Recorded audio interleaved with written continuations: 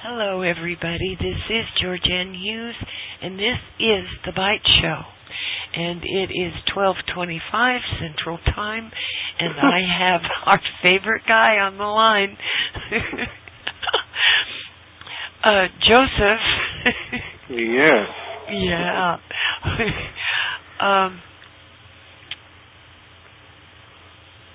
What exactly is Hermetica?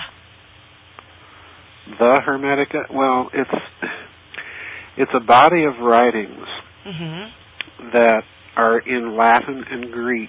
Yes. That most scholars tend to think were written sometime, say in the 2nd or 3rd century. Because the Greek of the Hermetica is Koine Greek, so in other words, it's the same kind of Greek that you'd see in the New Testament. So, and it has certain resemblances to Gnostic systems that were found, that were current in the 2nd and 3rd century. But there's been a recent body of scholarship, like I outlined in Financial Vipers of Venice, that has been led by Gareth Fowden and a couple of other people, primarily Fowden at the University of Oxford. I think he's at Oxford, don't quote me on that have suggested that there are indications that even though the texts themselves may date from that period, their contents are clearly, some of the contents date to ancient Egypt. In other words, scholarship has kind of reversed the opinion that used to had prevailed really from Isaac the Bomb in the 17th century, who overturned the idea that the Hermetica were actual ancient Egyptian writings that had simply been transcribed into Greek and Latin. But modern scholarship is slowly kind of reversing that because of taking the Hermetic writings claims seriously. One thing people have to understand about that kind of tradition is, and it's particularly true within certain circles in the classical world, that authorship wasn't as important to them as ascribing the inspiration to certain concepts to what people considered their ultimate origin. Yes. So in other words, if you were in that tradition, you might be writing a book, but you'd ascribe it to the Egyptian god Tehuta because he was the inspiration for your ideas. So there's a different concept of authorship, and that's partly what scholars, Fowden and some others, are starting to take very seriously. And then there's little details in the Hermetica. I'm trying to think of one right off the top of my head, but I'm failing to do so. But there's little details in the Hermetica that would not typically have been known by a 2nd century Gnostic or Neoplatonist or anybody like that would have only been known to someone that was very, very knowledgeable in ancient Egyptian religion. So there's yet another little indicator that some of these texts have contents that are very, very old. And I think that's the case. I mean, I have always adhered to the view. It's important for people to understand that the Hermetica claim to be works of the wisdom god of Egypt, Tehuta. Yes. Thrice great Hermes is the Greek ascription for the Egyptian wisdom god, and that's a long, complicated story too, because when Alexander conquered Egypt and then left, some of his generals behind to manage and govern the territory, they in turn, and this was also true in Babylonia, where he left a general behind, what they did was they then turned to the priests of the regions, of the conquered regions, and asked them to compose, histories of the region in Greek. Uh-huh. So that's how Manetho came about in Egypt. That's how Berossus came about in Mesopotamia. Because basically they were trying to summarize all of their, temple archives and everything for the local Greek generals, Macedonian generals. So part of the Hermetica come out of that milieu where you have a Greek population that is kind of gradually absorbing Egyptian religious concepts. There's some people that think that Neoplatonism comes out of that, and I tend to think there's a case to be made to a certain extent for that. But in the Renaissance, what's really important that people have to understand, none of this was known. In other words, they were confronted with texts that claimed to be the text of the wisdom god Tehuta. And they took that at face value. So in other words, the Renaissance humanists really thought they were reading texts that were older than the Old Testament, at least in terms of their contents. And that's part of the reason you have that huge explosion of Hermeticism. But that in brief is what the Hermetica are. They're just a collection of texts. And they're, most of them are written in dialogue form. They're about philosophical things, cosmological things, ethics. That's one part of the Hermetica. The other part of the Hermetica that doesn't usually see much translation are the texts that deal almost exclusively with magic, astrology, and things like that. Those texts, it's the philosophical ones that have been translated. The others really haven't been, to my knowledge, anyway. Well, why would that be? That the magical texts have been ignored? Well, they haven't been. There's magic in the philosophical text. Don't get me wrong, but what I'm talking about are the astrological things and the hardcore stuff. Largely, I think it's an effect of the post-Renaissance period when you had the reaction in Europe against it. I think that's probably a large part of it. Although you certainly see massive influence of Hermetic doctrines by the time you get to Elizabethan England. I mean, Elizabethan literature is just shot through with Hermetic themes. You find it in Spenser. You certainly find it in Shakespeare, a.k.a. the Earl of Oxford. Yeah. which is where I stand on the authorship question.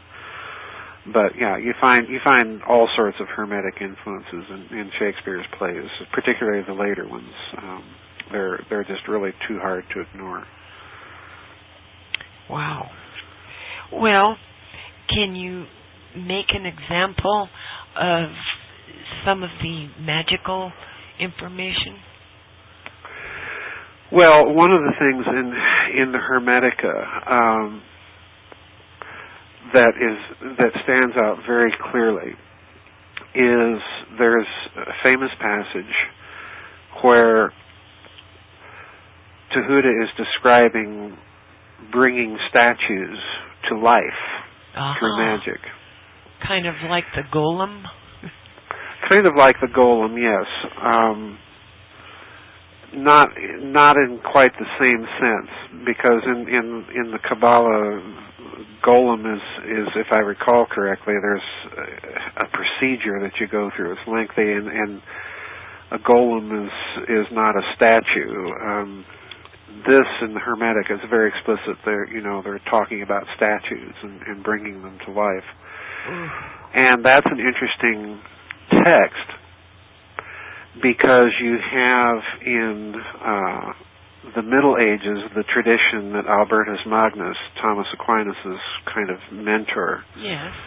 Albertus Magnus supposedly had one of these things, a talking head or a talking statue that he made and brought to life and so on. You find a reference to it, and I wish I could think off, I'm forgetting everything tonight.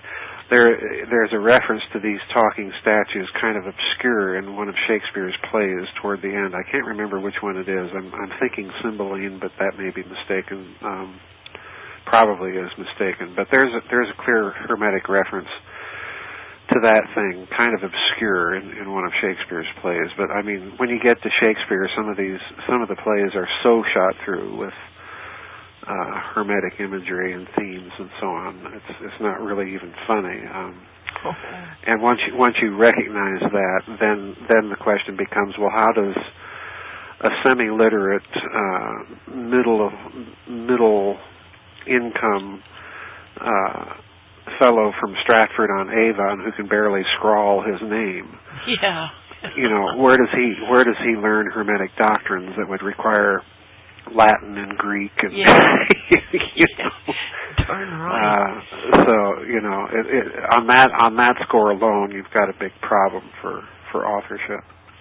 Wow. But you find Hermetic imagery, the whole idea of the Virgin Queen. Well, Spencer's poem, The Fairy Queen, applies all of that imagery directly and very consciously and very deliberately to Queen Elizabeth. Oh, boy. Who was anything but a virgin. Right. But, that was certainly the propaganda, and it was part of the Hermetic politics of the age. Spencer has it, and Shakespeare has it. You don't have to go very far, really, to start encountering that stuff in the late Renaissance. Well, in the astrological texts, what would we find? Well, I've never read them. I don't even have them. Okay. The version of the Hermetica I have is that big 4-volume set that Walter Scott translated back in the 19th century with copious introductory notes and so on. It's got the Greek text and the Latin text of the kind of the philosophical Hermetica, and that was the text that was first translated. Cosimo de' Medici caused that series of texts to be translated. And there, like I say, there's magical references even in those texts, although they're put into kind of a cosmological, philosophical context. Well, does Paracelsus fit in anywhere here? Oh yes, oh heavens, yes, yes, absolutely. He made a homunculus. Well, he claimed to. Yeah. And I think he put the flask in a pile of dung to keep it warm. No, that's not. The homunculus, if you read Paracelsian literature or some other alchemical text from that period, will talk about making a homunculus by... Well, I don't want to be crude here. There's no way other than to be crude. Mixing the male issue with what they call putrefying dung. Ah, yeah. That's the reference, and then all of this is done in a flask. It's a very curious reference to find in alchemical texts, because it's almost as if they're talking about in vitro fertilization, test tube babies, and so on. And this is centuries before anything in science is even remotely close to being able to do that. Yeah. But Paracelsus definitely fits in, because he's one of these people in the Renaissance that, and I had an email from somebody that speaks French just begging me to quit saying Renaissance. It's a bad habit I picked up in Britain, I guess, and it's kind of stuck with me. I couldn't even begin to pronounce the word in French. My French leaves a lot to be desired. But anyway, Paracelsus, like many of those people that were physicians during that period, were enamored of the idea that you find in the Hermetica of the cosmic harmony. Yeah. And because man was a microcosm of the entire universe, diseases were thought to be the effect of when the body got out of harmony. So their approach to medicine was, needless to say, a little unorthodox by modern standards. Yes. But, Paracelsus was certainly not the only physician that thought that. Robert Flood in England was another, John Dee, all of those people are moving in these Hermetic circles and pick up those Hermetic doctrines. So it had an enormous influence, and one of the things I'm trying to show in this new book is that, which I caution people, I've said this many times to my website members, I caution people, it's a messy book, because I'm trying to do history, I'm trying to show cultural influence and do literary music criticism and theory and history, conspiracy theory, all of it at the same time, which I don't know how successful I was. But the problem that I'm trying to show in the book is really when you're looking at that time period of history, you're really not dealing just with Protestantism and Roman Catholicism. You're also dealing with Hermeticism. Yes. And it had an enormous influence within the Protestant world, particularly within Calvinist circles in Germany and England. And it had an enormous influence within certain circles within the Roman Church as well. Just think of the Jesuit Athanasius Kircher. Certainly hugely influenced by Hermeticism. So there's three forces really contending for cultural supremacy at that time. And ultimately, I think Hermeticism wins. You even find its influence on people like Descartes, believe it or not, and Leibniz and Newton. So it had an enormous influence on the development of modern science. Well, and that's really the story. Wow. Well, since you mentioned that, I don't mean to interrupt you. That's okay. Hold on to your thought. Copernicus, it's interesting that, and I think I mentioned this in Financial Vipers of Venice. If I didn't, I should have. Oh my. But Copernicus, when he published his, theory of planetary orbits, heliocentrism, he prefaced his treatise by a reference to the Hermetica. So in other words, you even have it influencing some of the scientific developments. Anyway, I didn't mean to interrupt your question. Well, we know that today they are building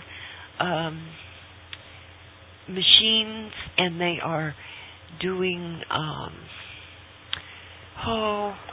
all kinds of things between machines and people, that kind of thing. Joseph, could that have been what a golem was? It's possible. Dr. DeHart and I, when we wrote Transhumanism, we were really struggling to figure out a way how to present the phenomenon in a context that would make sense. And I forget which one of us it was. It was either, him or me that came up with the idea that what we were looking at was alchemy. What we were looking at was the attempt to go back up the scale from animal to vegetable to mineral to androgynous man. Yeah. And at the second level, at the level of mineral man, well, what is that really? What are they doing when they're coming up with combinations of machines and human beings, or machines and other life forms? They're really creating a kind of a cyborg. They're creating mineral man. So, you look, at least in the philosophical Hermetic text, you don't really see any of that. Yeah. you don't see this attempt to transcend the human condition by those kinds of crude technological means. But on the other hand, you have to remember that when you get to people like John Dee and so on, what they understood by magic in many cases, we would simply now, today, call special effects. Yeah. Well, didn't John Dee, isn't there, I've got his writings, and they're very old, and in there he describes something that looks exactly like a gray. Yeah, he in his Enochian magic, in his conjurations, he claimed to have seen some of these entities, and from my point of view, it's 6 of one, half dozen of the other. I don't have any problem with viewing things like that as being spiritual manifestations. I don't think they're necessarily good. Yeah. But the other part of Dee's magic is simply special effects. Using the mechanical arts to create a wonder that you would put into performance of a play or what have you. And we tend to think that we're the only engineering geniuses and so on, but the Emperor Rudolf II in Prague had little mechanical birds.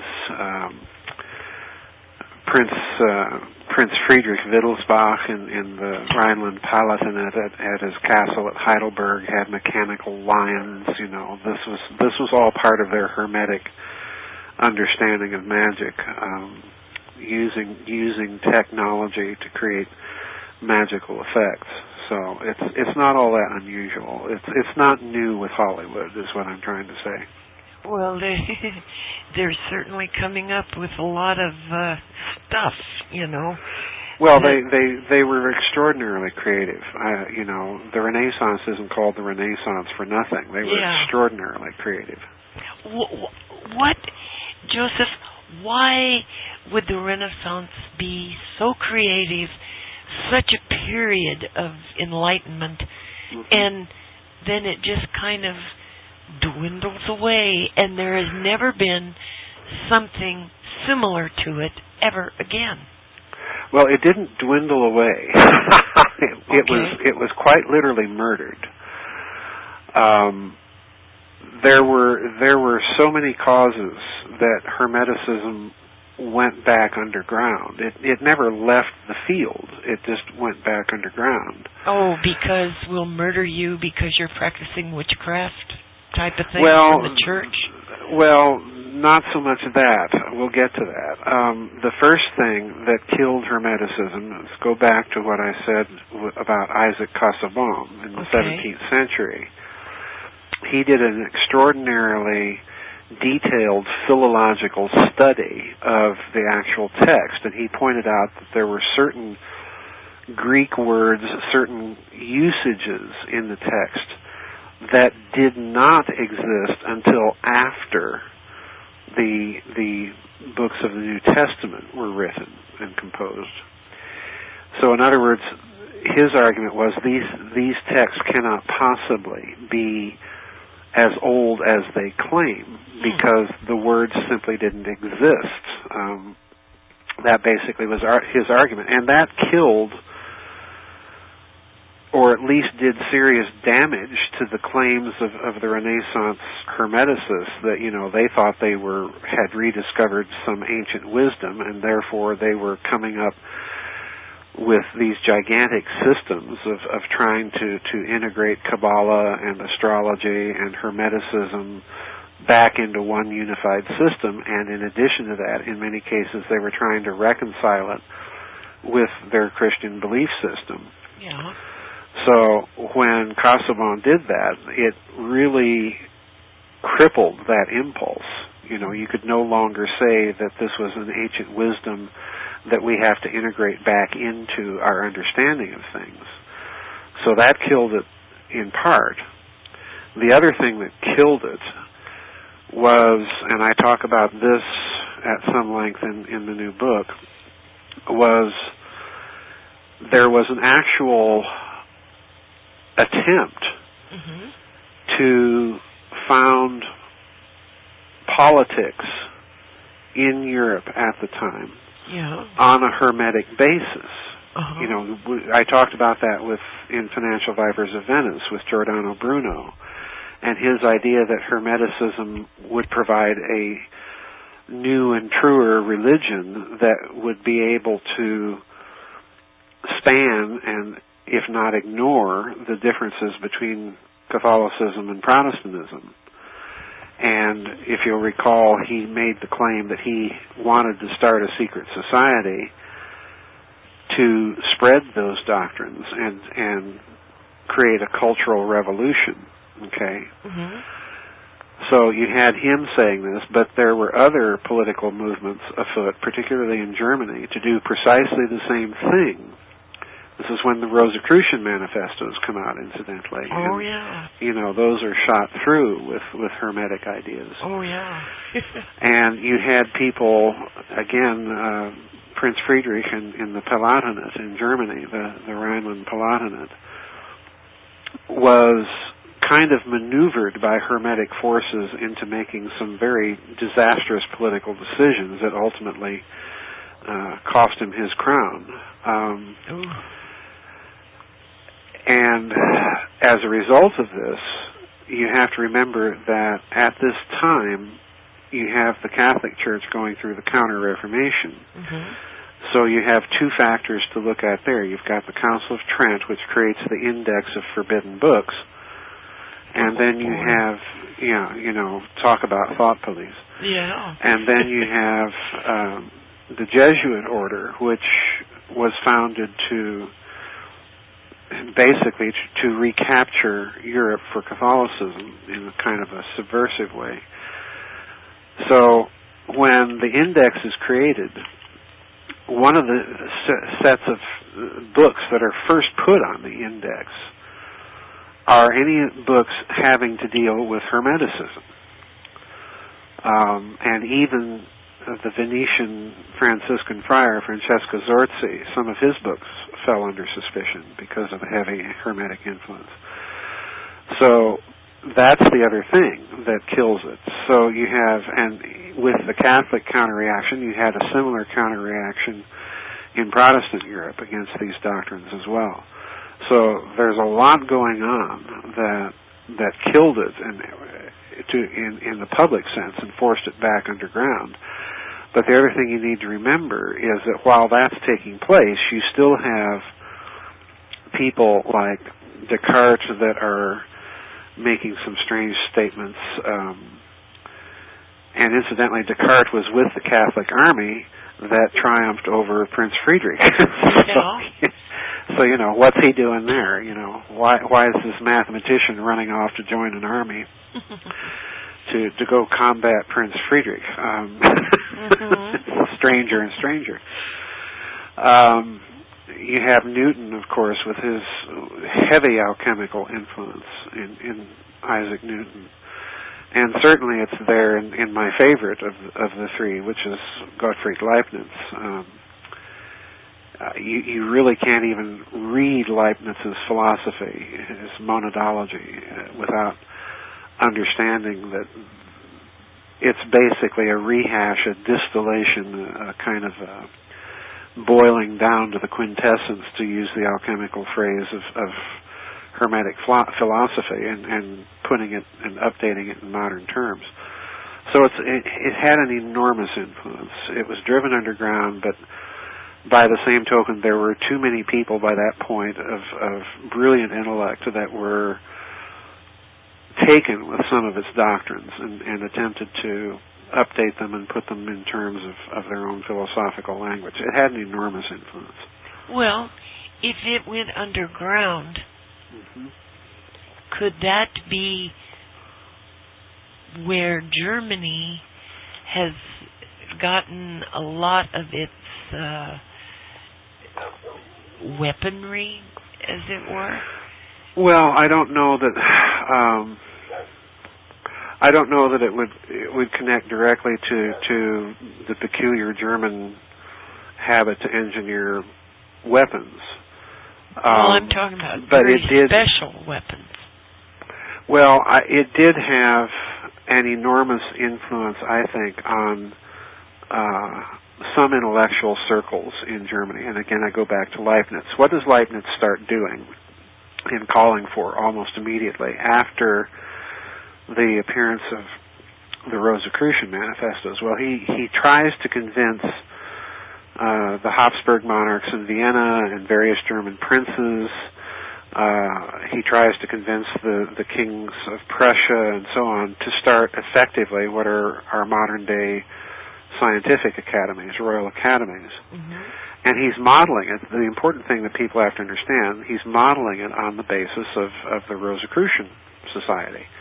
Oh. And you see a similar impulse at work in England, of course, with the Royal Society there, because many of the people that are initially involved when King Charles II charters the Royal Society, you have both Roundheads and Royalists that are members of the Royal Society, and their common denominator in many cases is Masonry. So in other words, you had some sort of secret society influence at work already.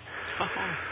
So I think what happens in Germany is that you did have with Agrippa and Johann Andrea Valentin and all of these people, and Paracelsus certainly, you certainly had an intellectual current in Germany of Hermetic doctrines that found quite a nice home in Lutheranism, because Lutheranism is kind of basically Platonic in its outlook.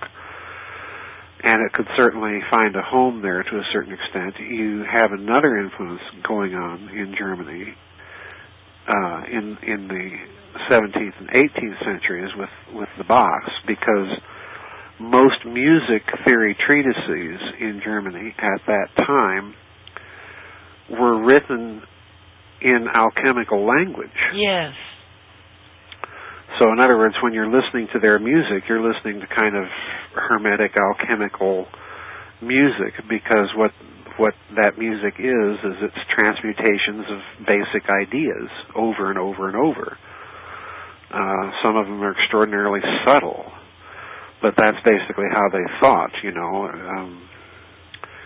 I'm thinking if you listen to the third movement of J.S. Bach's harpsichord concerto for three harpsichords, there's a short little initial statement of about 14 measures, and then the entire rest of the piece is permutations of that 14 measures. Oh my goodness! It's just, you know, it's like listening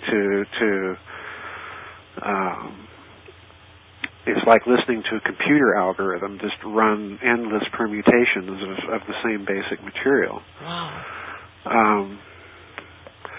So you're listening to a Hermetic influence in Germany.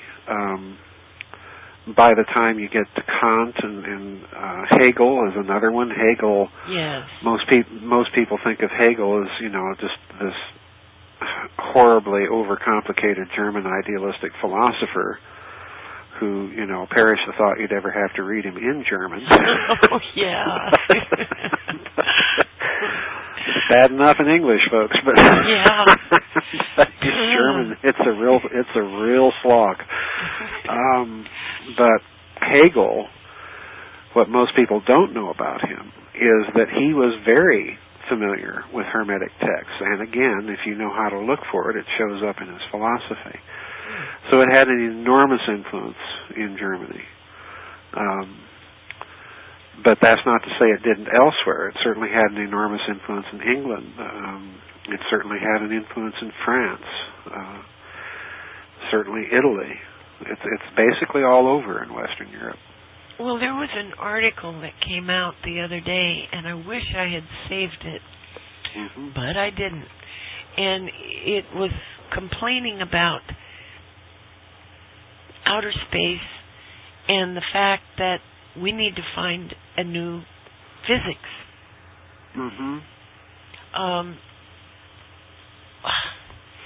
that really kind of threw me. Well, we do need to find a new physics. Yeah, we do. Personally, but I mean for them to publish that, you know. Well, this has been going on for quite some time. I mean, there have been calls to find a new physics since World War II, if not before.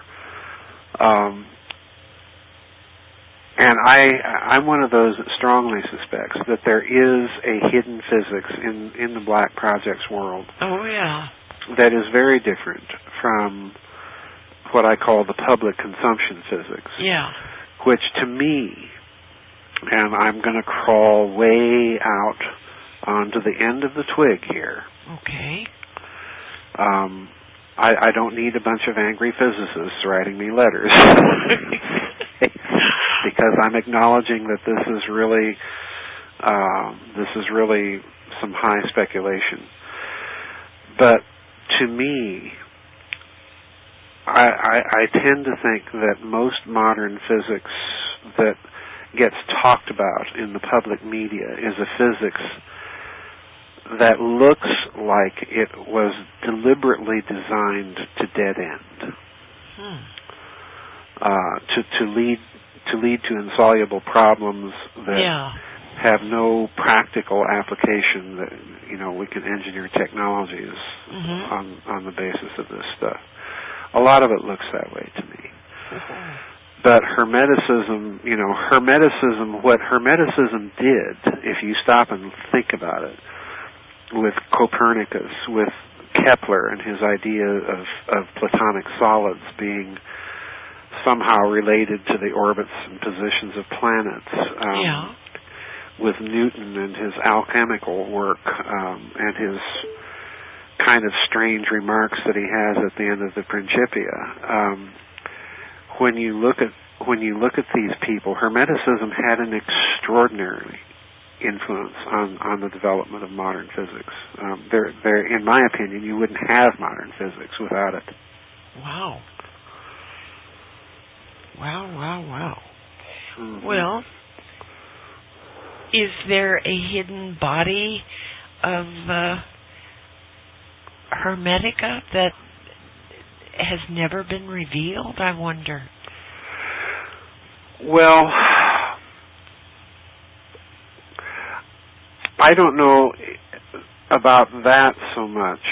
I do think that if you read, let me put it this way, I think if you read the Hermetica, and I talk about this in some of my books, probably ad nauseum. So some of my readers are probably sick of me talking about it. But I point out in the Hermetica, it's very clear, this topological metaphor of the medium I keep talking about. It's very clear in the Hermetica. And when you look at that and understand that you're looking at possibly a mathematical metaphor of some sort, then yes, there's a physics there that is there in its bare bones outline. The problem is, and mathematicians will probably understand this a little better than the average layman, but the problem is if you start looking at that metaphor and expressing it in the language of topology, if you're going to claim that this is a physics, then you have to bridge the gap between topology and the kind of mathematics that physics is couched in. And that, to my knowledge, no one has done. There have been some stabs at it by some Ukrainian physicists and I think a French topologist. But it's nothing. It's nowhere near a form of final completeness. But that said, once you've said something like that, then you're saying, there's a hidden physics here of some sort. Wow. That and again, I point out in this book, I pointed it out in Dr. DeHart's and my little book about transhumanism in dialogue. The problem is recognized by Newton and Descartes and Leibniz. Yeah. Because what do they say? Let me see if I can find that book, and I'll just read the quotation rather than give a paraphrase, because it's kind of interesting what they say. All right, I think it's page 22. Yeah, all right. Let me read this, all right? Okay. And this is a quotation now.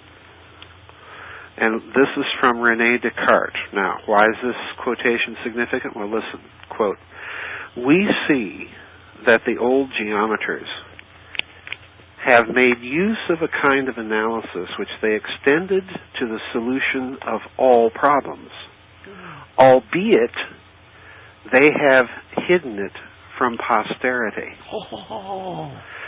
I well realize that they must have known a kind of mathematics that was very different from today's common one. Not that I think they knew it perfectly. And indeed, some traces of this true mathematics seem to me still to appear in Pappus, who, though not belonging to the most ancient ages, lived many centuries before our times. I would also think that later on, it was suppressed by its very authors because of a certain wicked slyness," unquote. Now, stop and think. Wow. Here's the inventor of analytic geometry, the Cartesian coordinate system, which we still use. You know, this is just bread and butter in mathematical physics. We still use this system. It's been modified, of course, but it's basically there. Yeah. Well, for René Descartes to come out and say, okay, what did he just say? He said there was an ancient form of mathematics, and we don't know what it is, and it was suppressed, okay? Who would suppress it? I mean, while we're speculating, who would be the group that would suppress this, Joseph? If there's a group at work doing it and suppressing it, then I would suspect it's because they realize that there's possibly aspects of it that are very dangerous and should only be shared with people that can handle it. That would be my guess. Who would be the group? The name of the group? The group doesn't have a name. It would be people involved in Hermetic studies. It would be people involved in alchemy and so on and so forth. If there's a group, per se, then one of my suspicions would be the academy that was shut down by the Emperor Justinian in the East Roman Empire. So in other words, it persists quite late. But within the West, I think you'd have to look at certain families. You'd have to look at certain elements within the papal curia, with access to the archives and so on and so forth. All right, now here's Newton. Listen to this. Okay.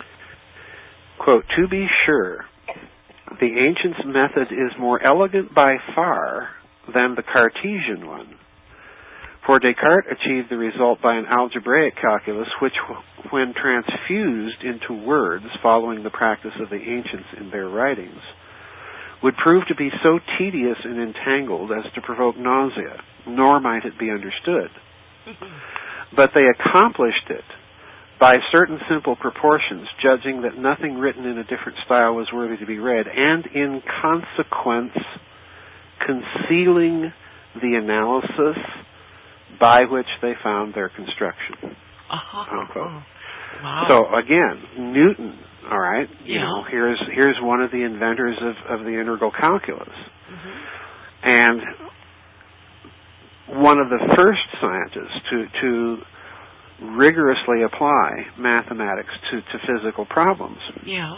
And he's saying the same thing that Descartes is. There's some hidden form of analysis that appears to have been known to the ancients, and this was concealed.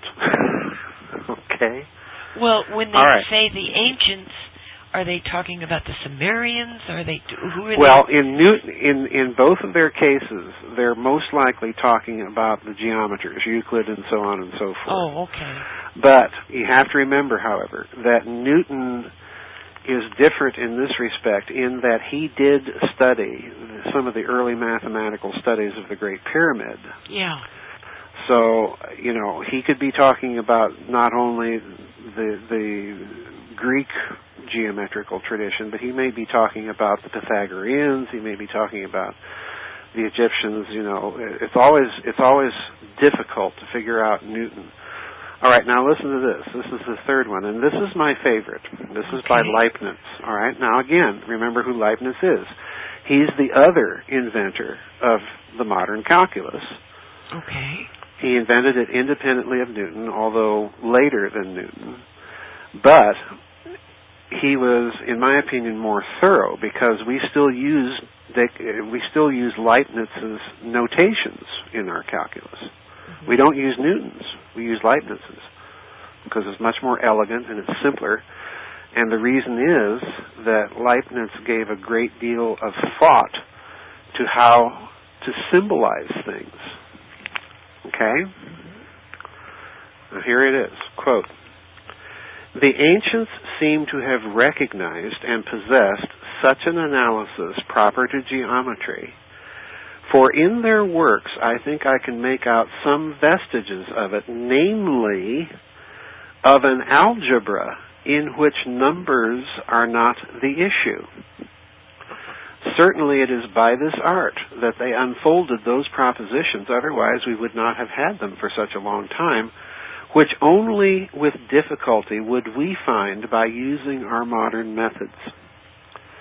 I think I've attained and discovered the foundation and first lineaments of this art with which, once we have found the right symbols and established some principles, we can obtain everything else by an imitation of calculating, and with no need to follow the lines with our imagination, a result which I'm not sure even the ancients have ever attained," unquote. Wow. So again, you have one of the three great mathematicians of that age saying there used to be a form of analysis that we no longer have, that it had a formal calculus or algebra by which they did these things, and it has nothing to do with numbers.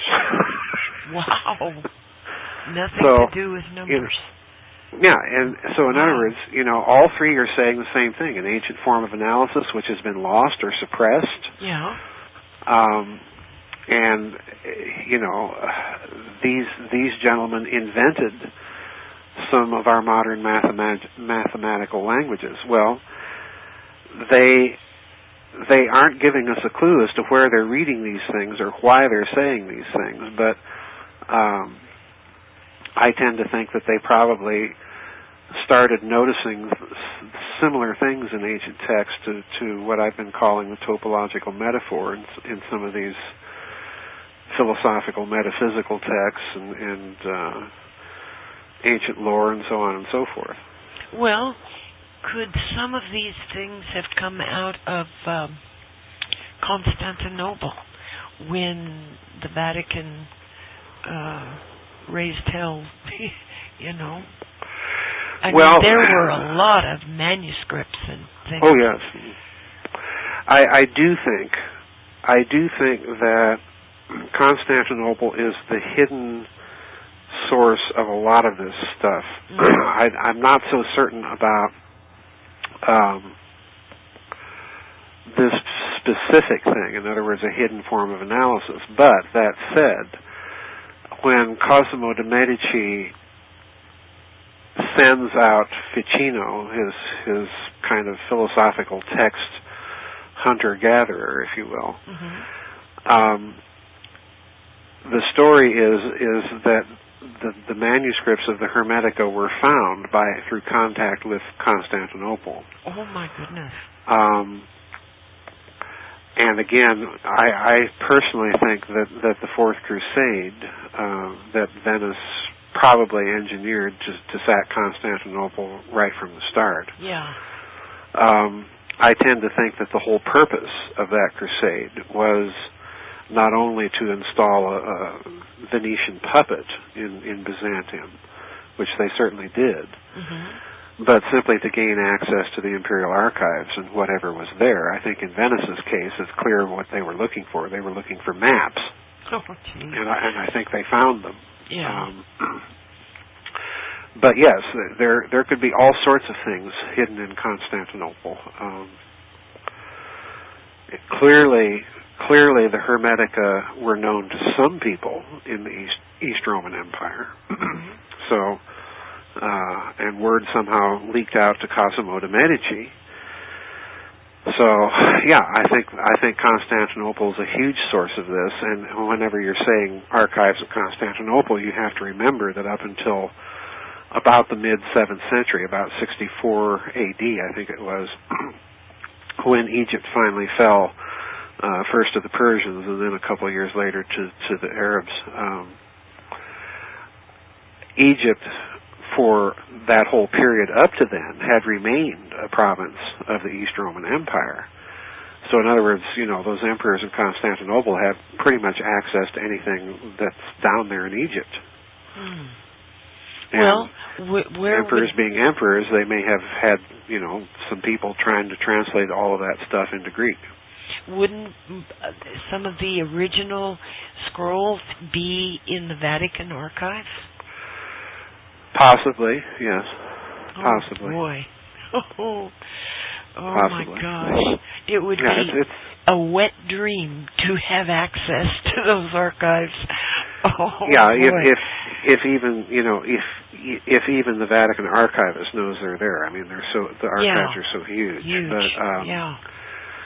But the other possibility that you're dealing with, and I definitely think this is a possibility that one has to contend with, is family tradition.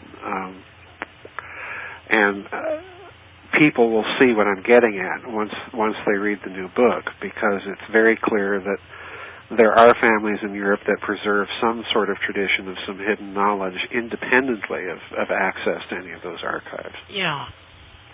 Wow. Oh, boy.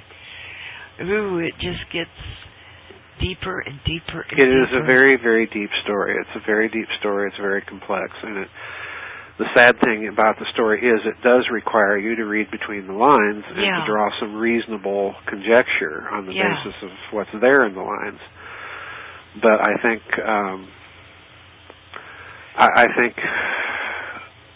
I at least managed to do that to some extent in the new book. May we pause just briefly? Yes, I have to let Dottie in anyway. All right. We'll pause. We're back. Okay. Well, do these, Joseph, the IQ of the human race together seems to be going down. Physical health seems to be going down. Male sperm is at a premium now. Women, there is something happening to the whole human race.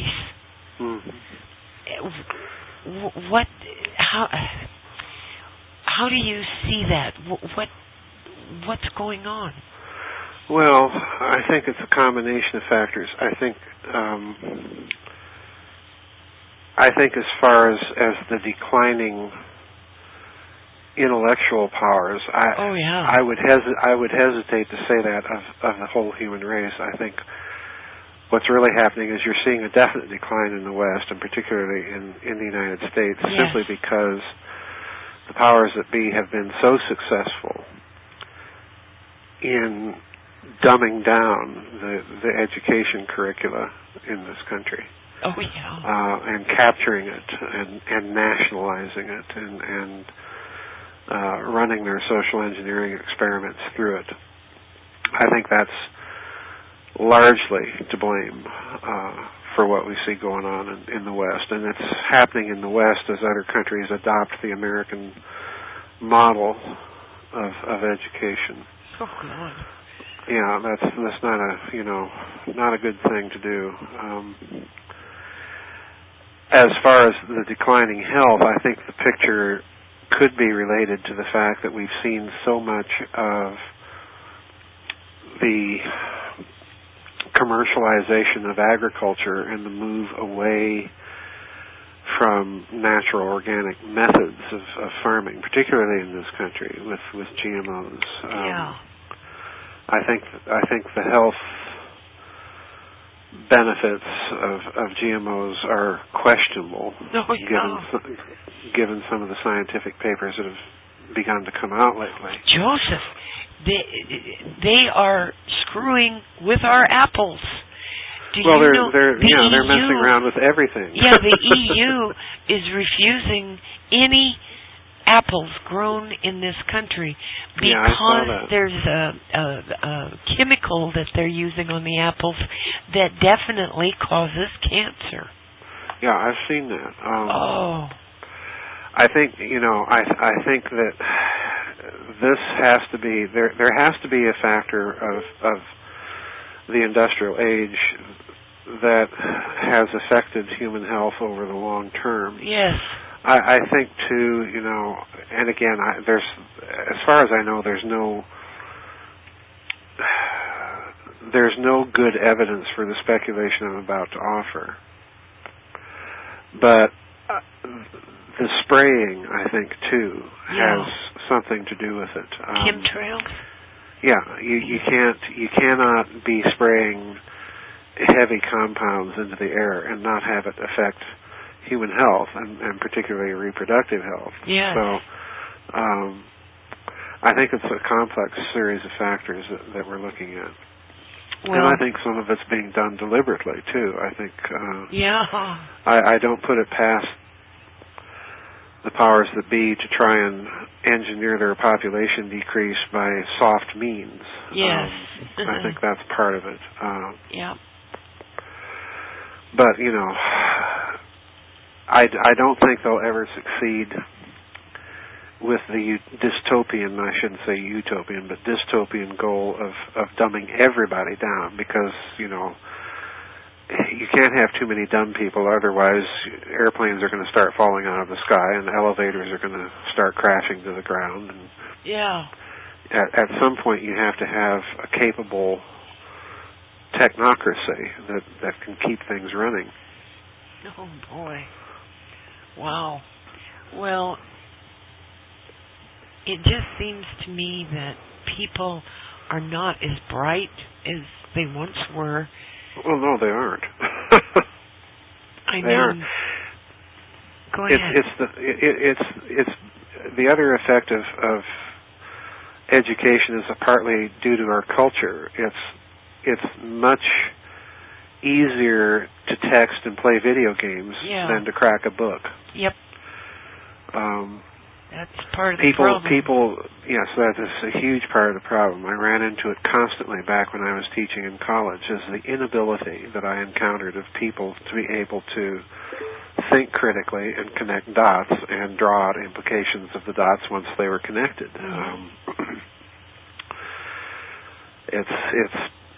It's being almost totally excised from the system. Every now and then you find a teacher here, a teacher there in the system that comes along and creates a ruckus because they're saying what's obvious. The system isn't working. That's right. And we're raising a generation of idiots by and large. That's right. And when I was in high school, Georgianne, in my world literature class, this was my junior year, we had to read gobs of stuff, but I remember one of the things that we had to read in one semester was Dostoevsky's Crime and Punishment. Now, if you've ever sat down and read a Russian novel, you're in for a slog. And don't get me wrong, I like Dostoevsky, but it was that and some Shakespeare plays and just all sorts of stuff. And now it's hard to find a teacher, occasionally you do, that's willing to assign literature like that at a high school level. Boy. Well, whatever it is, Joseph, we're in a lot of trouble. Yes, we are. The younger generation are just into themselves, and some are, some aren't. You know, some are, some aren't. Well, it's disturbing. It's very disturbing. There's no doubt about that. There's no doubt about that. And I do praise teachers that actually teach children. Well, they are swimming upstream. And, yes. You know, I know a couple of them, and they're swimming upstream, and it's a constant battle. Yes. Because they literally have to be subversives within the system to do it. Mm-hmm. Consciously, deliberately. Yes, I know. And, you know, this has to be tied to a plan, you know. And you see so many people, Joseph, and the thought occurs to me, they don't have a future. There's no future. Well, it's been engineered that way partly. I mean, look at people.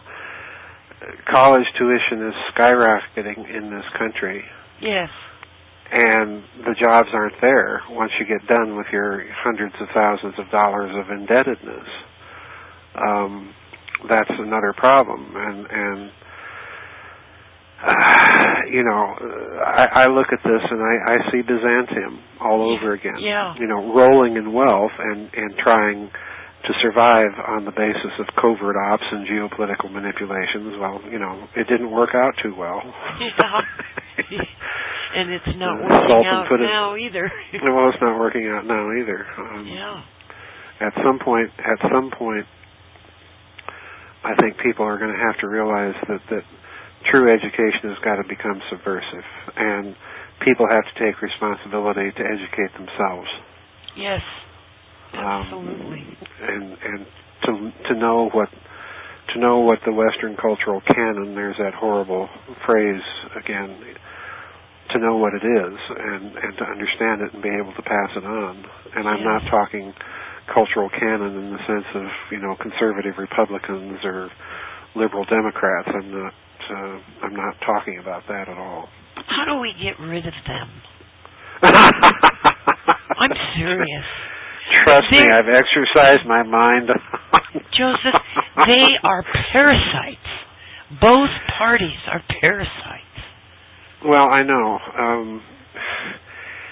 I honestly don't know. I think I don't think our problems are political. I think they're spiritual and cultural. Oh yes, they are spiritual. And that's why I say I think you have to take responsibility. Pardon me, to learn the canon and expose yourself to it and understand it and pass it on. As for, pardon me, the two political parties, or the two halves of the one political party,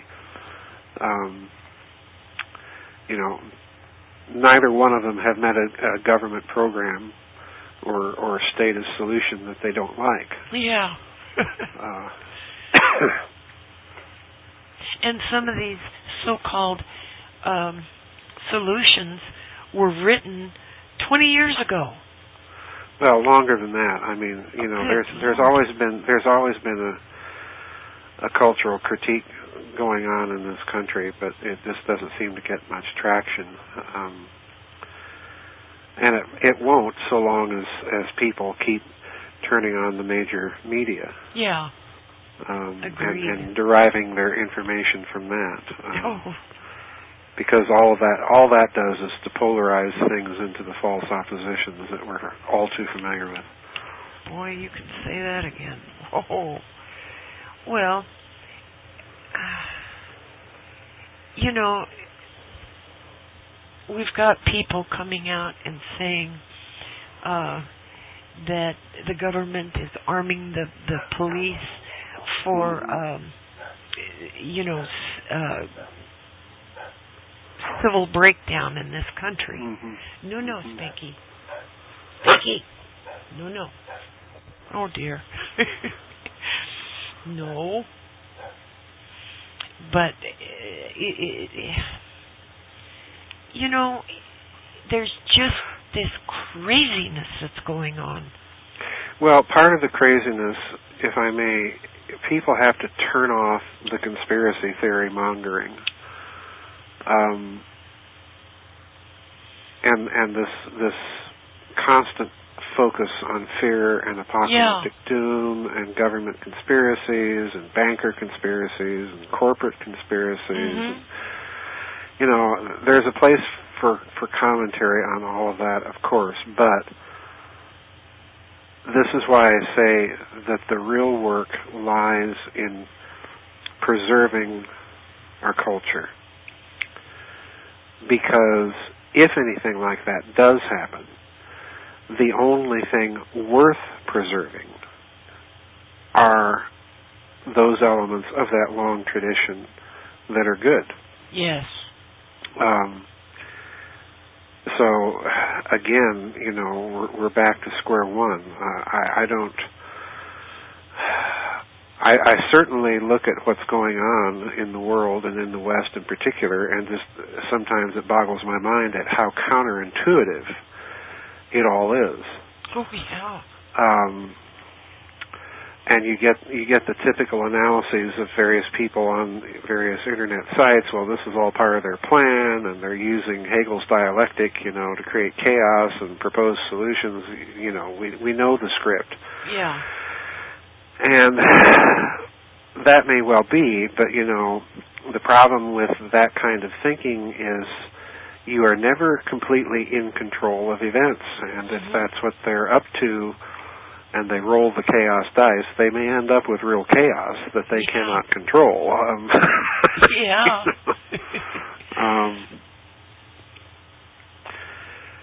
If that happens, what are you going to do to create some sanity and some order in your little pocket of the world? Well, that's the culture part again.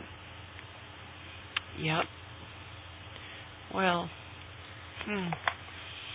What do you see as culture in this country?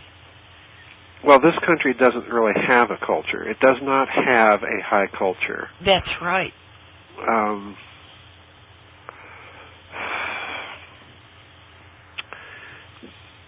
Musically, there are some groups and people out there, but they're not part of the big corporate art media. Right.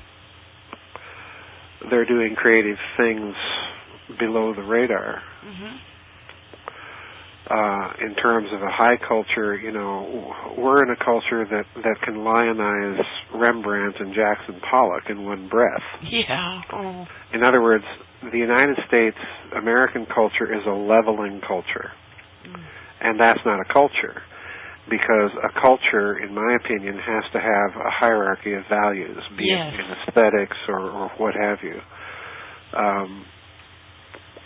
When you don't have that, then everything becomes equal, and everything becomes just as plausible of an aesthetic expression and worthy of the attribution genius as anything else. And of course, that's nonsense. Right. And the same thing with literature, all of it. I don't think America has ever had that. It's had some significant stabs at it, but most of what we get is kind of secondhand borrowed European culture. Yeah, we don't have any great Hermeticists or we don't have a very good high philosophical tradition. There are some literary lights here and there. But it's few and far between. Boy, you can say that again. Oh, my goodness, Joseph. Yikes. Well,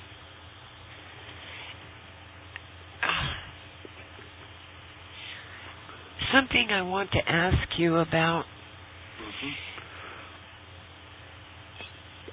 You've heard of people who have been abducted. Yes. And they come back and they have scoop marks and scars and stuff like that. Mm-hmm. Well, I don't really know how to put this into words, but in the Bible, in the Gospels, it says, as above, so below. An old occult axiom. It doesn't say exactly that. But I understand what you're saying. Yeah, okay. If they have the technology to suck the soul out of a human being, mm-hmm. which would be a carbon copy of the human being, so to speak, mm-hmm. and they did experiments on it, mm-hmm. and then placed it back in the body, mm-hmm. the body would surely show evidence of that. Does that have any merit? Well, there are lots of people that think that there is a spiritual agenda to the abduction phenomenon. I happen to be in that camp. Yeah. I don't think that most of it is very good, quite frankly. Right. But would that show up in a physiological fashion somehow? I don't know.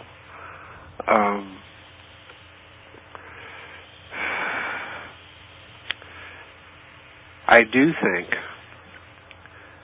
that there has been a major attempt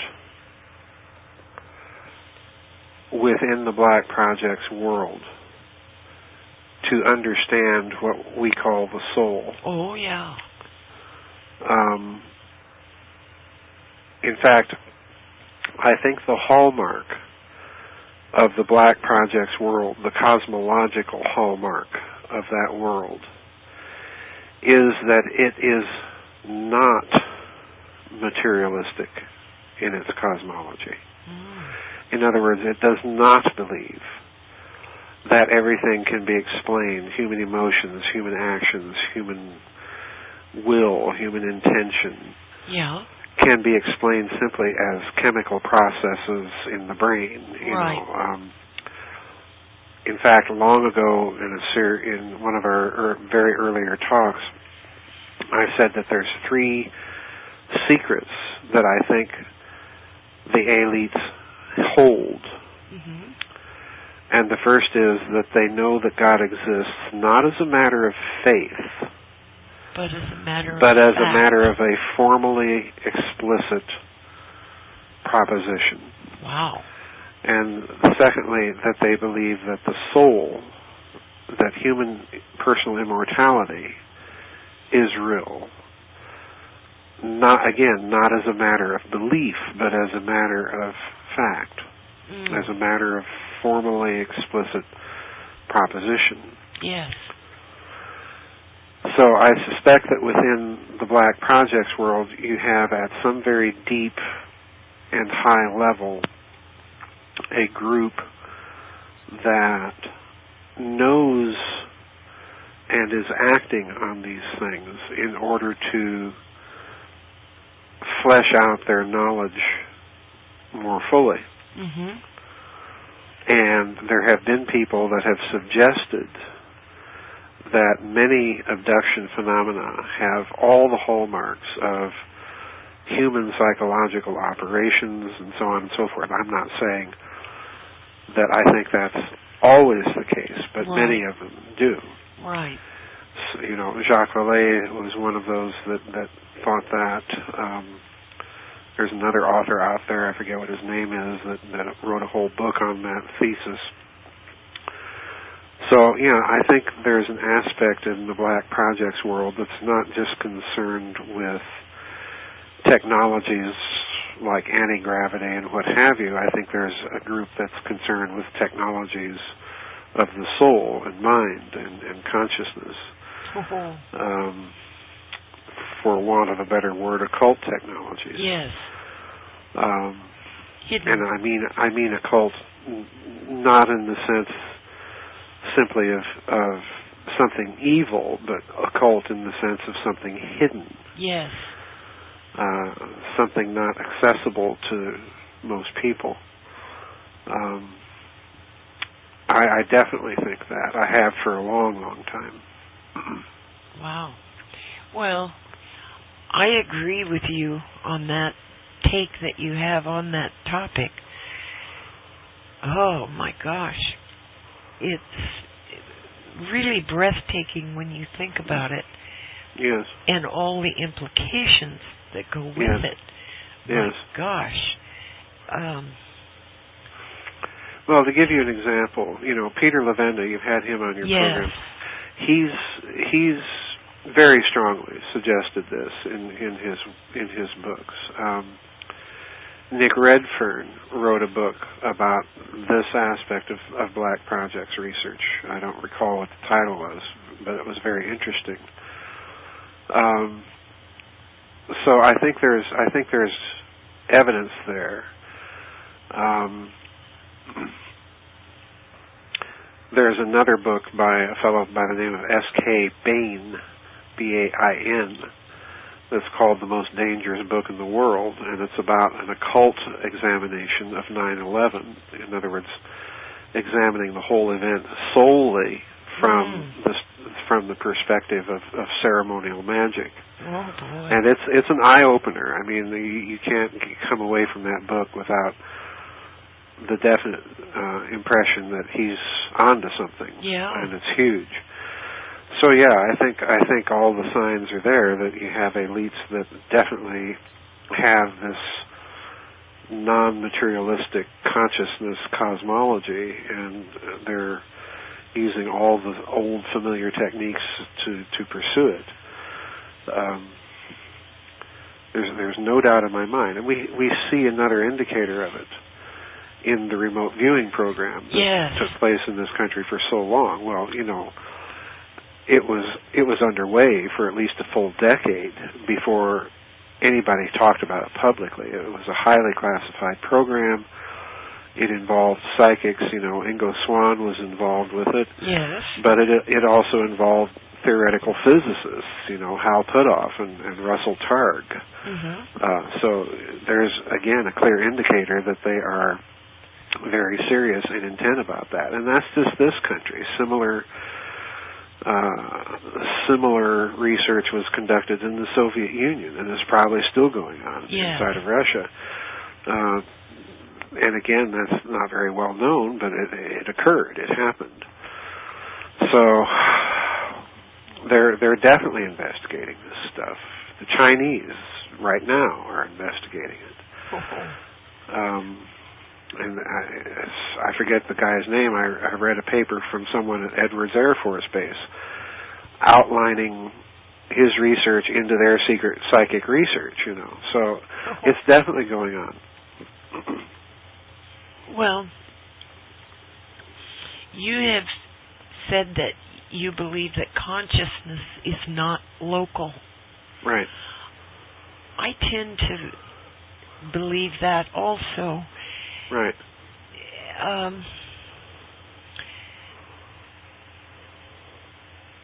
And in saying that, people who are hardcore fundamentalists of whatever religion, be it Christian or Muslim or Zionist or whatever, when they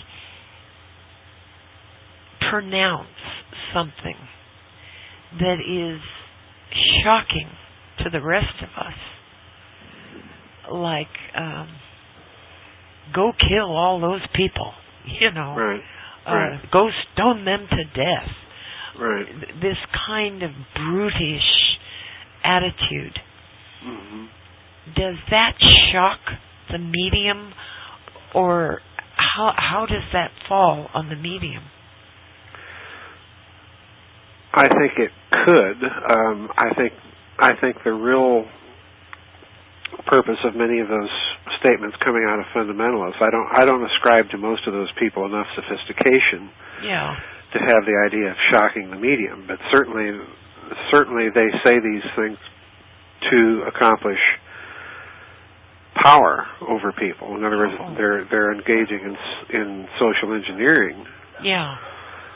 But consciousness being non-local, when I use that expression, what I mean by it is that our individual consciousness, our mind, so to speak, is not locked up inside our body. It's not all in our head. It's not all in our head. It's not all inside. It's outside, so to speak. The biologist Rupert Sheldrake has books full of this idea and how he's been trying to run experiments to determine this. And he uses the example of a species of monkey that exists on two isolated islands from each other, and the population on one island will learn a certain trick or a certain tactic, and it'll be almost instantaneously picked up by the population on the other island, with which it has absolutely no physical connection. Wow. Right. That's awesome. Yeah, well, things like this happen all the time. Probably we're familiar with it from examples in our own lives. And that's kind of what I mean. We have, and this again is what was discovered with the remote viewing projects. For some reason, humans have the capability to access information simply by thinking about it. Well, wouldn't they be accessing what Casey called the Akashic records? Yes, that's exactly what I think is happening, and that's exactly what some of the people that were involved with it are proposing in their scientific papers. The Akashic records, what they really are simply information in the medium. That's what they are. Yeah. And, I've said many times that if you start looking at this ancient Hermetic influence, that this cosmology that you see in the Hermetica, what it's talking about is precisely that. It's talking about the physical medium as an information field. Wow. Yeah. And that's a very modern conception. So, what's it doing in ancient Greek texts that are claiming provenance to Egypt? Yeah. Well, in Egypt, of course, you have the idea of Maat, which is basically information content in the field. That's what it is. M-A-A-T. M-A-A-T, right. Right. So to me, I think all the indicators are there that you're dealing with something way back when that was extraordinarily sophisticated, and residues of it got passed down through the ages, and it's only now beginning to make a little sense as our own science advances again to a similar level of development. So, is our science advancing to the level of what were the Anunnaki that were here? It's getting mighty close, I think. Yes. Oh boy. I think it's getting mighty close. Wow. What is the power of the gods? When we think of supernatural powers, what are we thinking of? We're thinking of the ability to literally create, to manipulate the medium in such a way that you can create, to manipulate time and space itself. Mm-hmm. Well, you can go to the website phys.org, phys.org, and just do a little search on their website of the phrase temporal cloaking. Yeah. And you'll pull up any number of little articles about experiments that scientists are running around the world to cloak little events from the stream of time. Wow. In other words, to remove something from the causal flow of things. Whoa. Now, folks, like it or not, when you are saying that you're doing that kind of engineering on the laboratory bench, you are engaging in the engineering of the fabric of space-time. That's godlike. Yes, it is. That is godlike. It may be on a small scale right now, but science never sits still. Right. And what's on a small scale today may be in 10 to 100 years on an enormous scale. Well, Joseph, I think go ahead, honey. Go ahead. Well, I think personally, I have thoughts along these lines I've never shared with people publicly because they think I'm nuts. But basically and briefly, I think it may have already been done on a very big scale. Like? Because, let me just throw out a couple tantalizing clues. Okay. If you believe that some sort of practical anti-gravity technology exists, yeah, that same technology, by the nature of the case, is a technology that is playing around with the fabric of space-time on a big scale. And that could have repercussions. Like a jumbo jet type thing? No, I'm not even talking about that. I'm just talking in general. Okay. It could have some very interesting repercussions, and I'm not even going to go there. Again, people will think I'm nuts, but certainly there are any number of articles and papers about scientists that have claimed anti-gravity effects for some of their devices. And if that be the case, they were making these claims incidentally in the 1950s. Well, track it out till now. It could be very big stuff that they're playing with. And we can only hope that they have all of their equations nailed down. Yeah, let's hope so. Oh, yeah. Boy. Well, some time ago, years ago, I did an interview with someone that claimed that in the Bible, that, and I'm paraphrasing, that it states that there will be a whole country that will be made to disappear. That seems to be like something that you're talking about. Well, it may be. I don't know where they're talking about, and you get all sorts of people that are reading the tea leaves of their biblical prophecy. Yeah. Frankly, I just get so weary of it. I just don't go there. I get emails from people like that all the time. You are dealing with an extraordinary technology that at least has godlike potential in some of these cases. And that is profoundly disturbing. What I find more disturbing is that from my research, I think this technology has been going on for a long time, the Nazi bell and other stuff. Yeah. The real question I have is, why are they talking about things like this now? Yeah. In the open literature? Yeah. And to me that means that they're starting very gradually to prep the world for huge cultural changes. I mean, things that are going to make the last 2,000 to 3,000 years of human history look like child's play. Yeah. We'll go back to the Tower of Babel.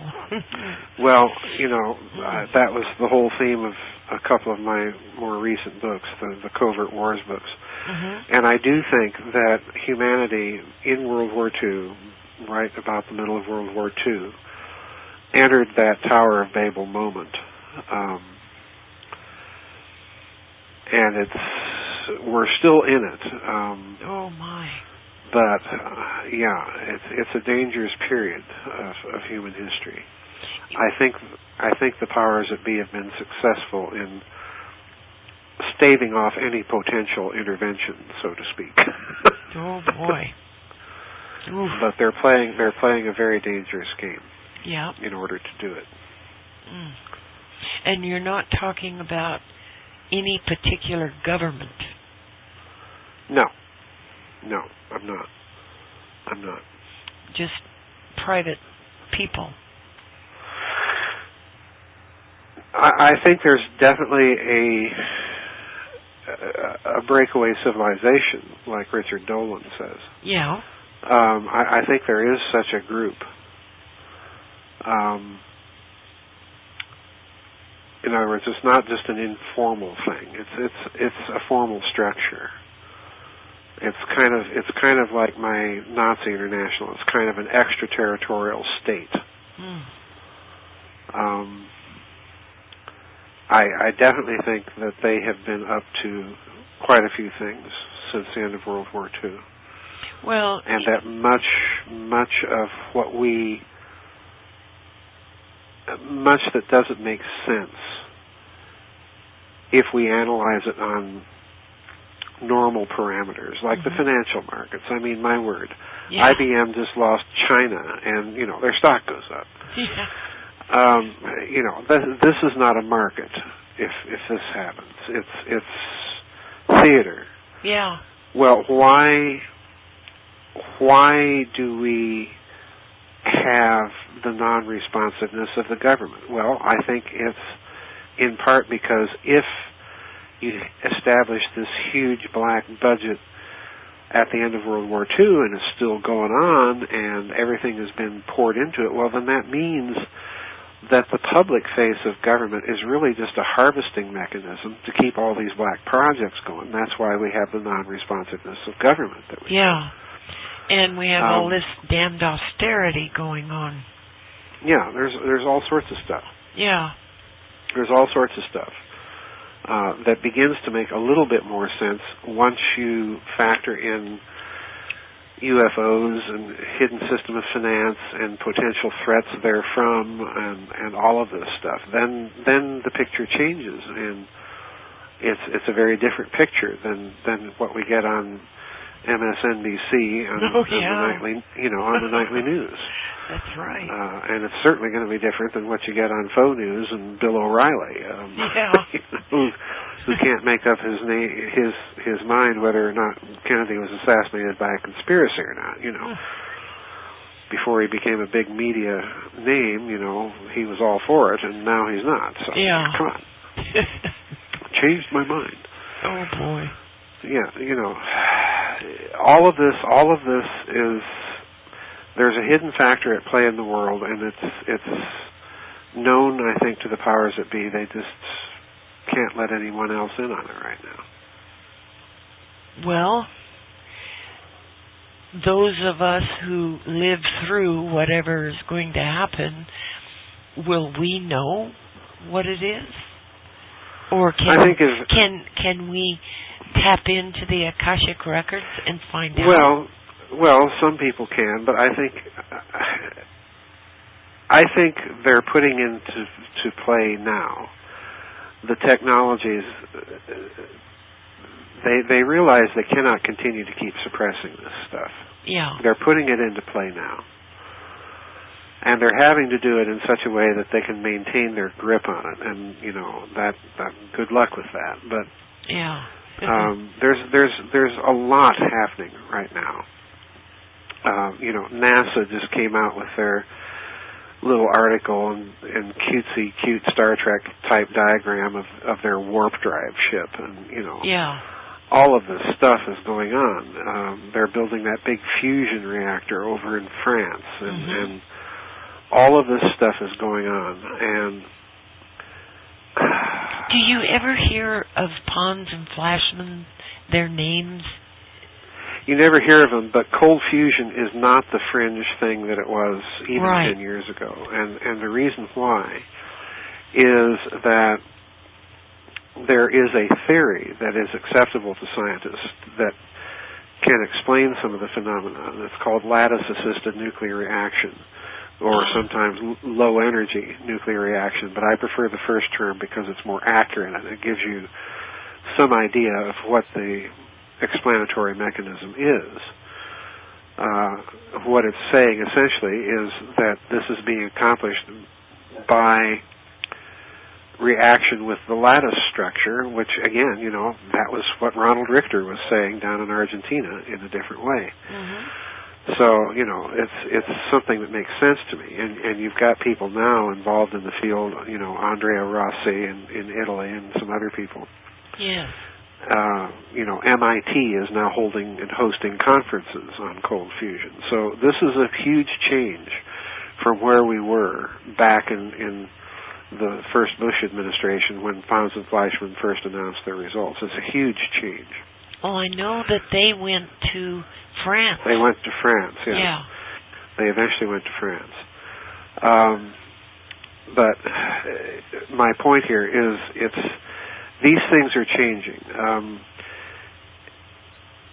And these technologies are coming down the pike, whether the elite wants to recognize this or not. And I think they finally woke up and have admitted that this is happening, and there's no putting the genie back into the bottle. Yeah. Thank God. I think this is partly why they're in the hurry to put in their global government, because they want to make awful sure that this stuff doesn't fall into the wrong hands. And I don't blame them, quite frankly. And that doesn't mean I'm all in favor of global government, but I do understand their reasoning and why they would be concerned about these technologies. So it's coming down the pike, whether we like it or not, and it's going to. It is going to transform human society and culture in ways that will make the steam engine and the automobile and airplane and personal computers and internet look like child's play. Yeah. Well, they've got that flying aqua board that people can... That video was awesome. Yeah, I saw that, and after having been burned on the Back to the Future hoverboard, I'm not even going to go there. Well, that looked like a whole lot of fun, and if I were 30 years younger, I'd want one. Sure. And they've got cars that skim along the earth. They don't have wheels. They don't use gas. They've got some marvelous technology. Yeah, there's no doubt in my mind that these technologies have been around for a while. The question is, how are they going to let them out? That's going to be the big question.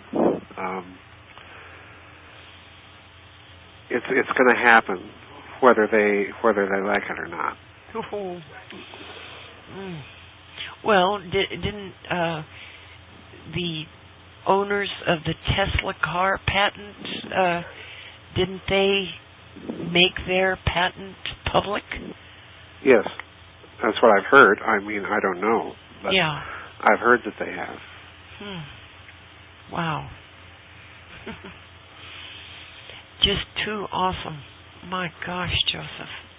Yeah, in 100 years, our children and grandchildren are going to be in a very different world. Oh, yeah. One way or the other, one way or the other. Yeah. Some of them will be living on Mars. Perhaps. Yikes. Oh, my gosh. Well, I've wondered many, many times,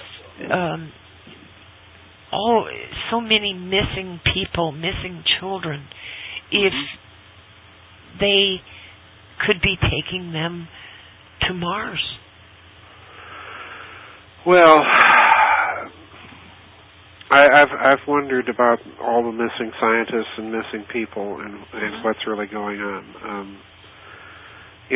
There's no all-explanatory model right. for any of it. That's the problem.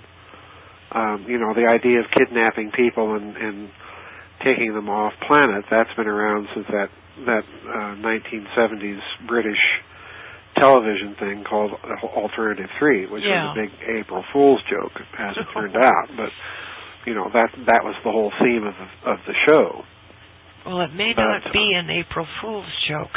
Well, that was the thing. I wrote about that in SS Brotherhood of the Bell, and the producers of that show, they eventually cobbled together a book from the show, and then one of the producers, I forget what his name was,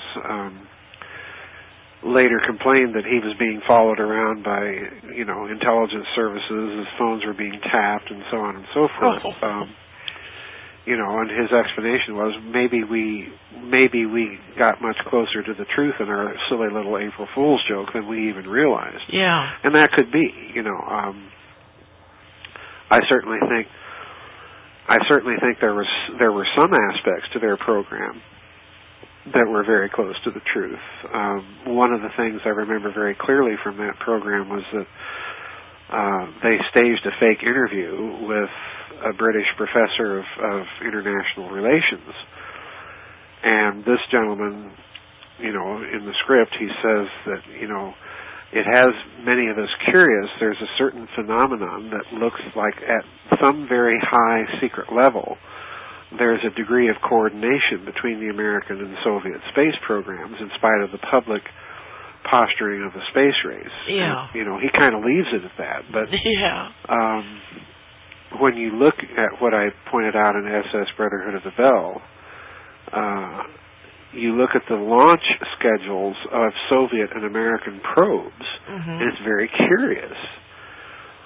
You can interpret it two ways. You can interpret it as, well, they're racing to outdo each other, or they're coordinating their launches with each other. Yeah, I think the Russians would launch the Russians would launch a few probes, and the Americans would launch a few probes, and back to the Russians launching a few more. If you say probes, if you say coordination, then you have to have a mechanism to do the coordinating. So the question then becomes, well, what is it? And the only thing that I could conclude in the book is the only organization with a presence both inside the Soviet Union and the West was General Galen's outfit, his intelligence organization that was left over from World War II. Oof. So, that raises all sorts of nasty questions. Yeah. So, could it be? Yeah, sure. I do think that there's an element in all of these missing children that is also very dark and very occult. I think they're using them for some very bad evil rituals and things. And sex slavery and all of that horrible stuff. I think that's going on too.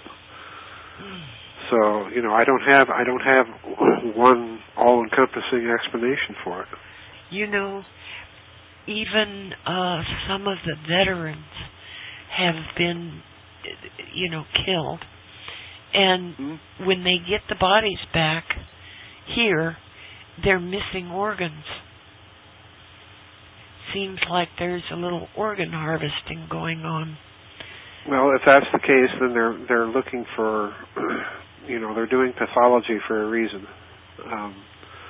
Maybe because they were exposed to something that they don't want anyone to find out, or they were exposed to something that they're concerned about. I don't know. Sure, weird. There's so many weird things going on. There's a lot of weird things going on. There's no doubt, and I think the bottom line is it all adds up to the powers that be know that something is going on, and they have to move secretly in handling it for whatever reason. Boy. Oh, Joseph. Tell us about the conference real quick. I've got a conference, not this weekend, but the next weekend, last weekend of June. It's called the Secret Space Program Conference. And I'll be speaking there with a lot of interesting people. Richard Dolan will be speaking, and Catherine Fitz will be speaking. Dr. Carol Rosen, who was one of the last professional acquaintances of Dr. Werner von Braun. Oh, she's fascinating. Yeah, very fascinating lady. Yeah. I actually talked to her about 2 weeks ago and on Skype, and I was under the impression that she was about 50 years old. She said that she was in her 70s. Oh, bless her heart. Totally. Yeah, she doesn't look like she's she doesn't look like she's in her 70s at all. Oh. But she'll be speaking. Mark McCandlish will be speaking. Michael Schratt. So a lot of good people speaking. And that'll be Saturday and Sunday, the last Saturday and Sunday in June. So I'm kind of looking forward to that. Well, and people can get tickets and also tickets for video. The conference is going to video be streaming. Yeah, streamed through video. We hope. Yeah. barring technological glitches. Yeah, I hear you. Oh boy. Well, and I want everybody to know that our missing person that we all think so highly of,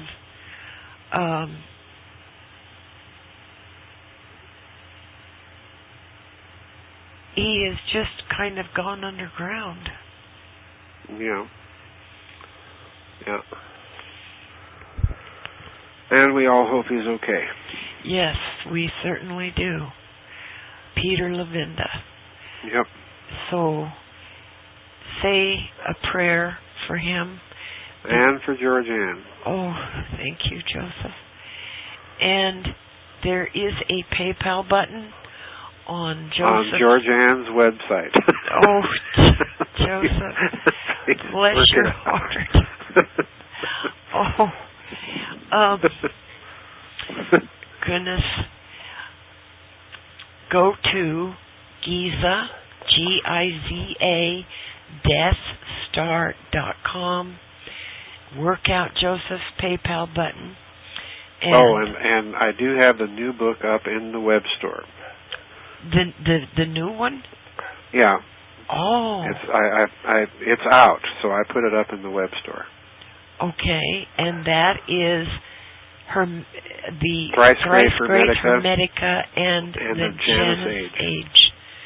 Oh, Joseph, explain what the Janus Age is. Well, I use it in a unique way just for the book. Janus, of course, is the Roman god with two faces. Right. You know, one looking one direction, the other looking the other. I use it as a symbolism in the book for a multitude of reasons. One of which, of course, is that the Templars were accused of worshiping a head with two or three faces, interestingly enough. Oh. Was that the Baphomet? Well, in some versions of the Inquisition records, yes. Okay. But I also use it to mean that the book looks backward, way back in history, and it looks forward in history, and I also use it to mean that the book looks at the surface and then beneath it. Aha. Very clever, my friend. Very clever. I don't know about that. Oh, well, I wish you the huge success with your conference. And, thank you. Oh, yeah. And with your new book, Thrice Great Hermetica and the Janus Age. Get it. And get the tickets for the what do you call it, Joseph? For the teleconference. Oh, the live streaming? Yes, yes. Yeah. And I've got a link on your page at the Bite Show for the Secret Space Program.org, and you can go there and get your tickets. So if you can't go in person, be there anyway.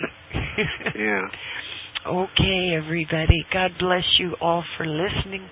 Good night. Good night.